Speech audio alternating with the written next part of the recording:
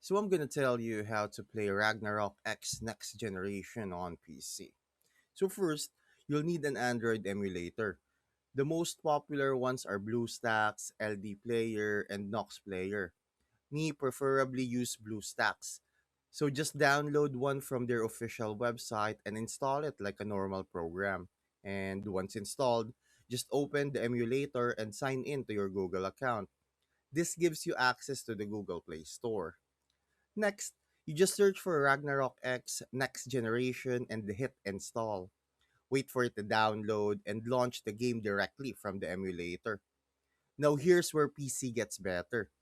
Go into the emulator settings and enable keyboard mapping. This lets you move, attack, and use skills with your keyboard instead of tapping your screen. You can also increase performance by adjusting CPU and RAM settings inside the emulator, making your gameplay smoother compared to mobile. And that's it. You're now playing Ragnarok X on PC with better controls, better performance, and longer play sessions without draining your phone.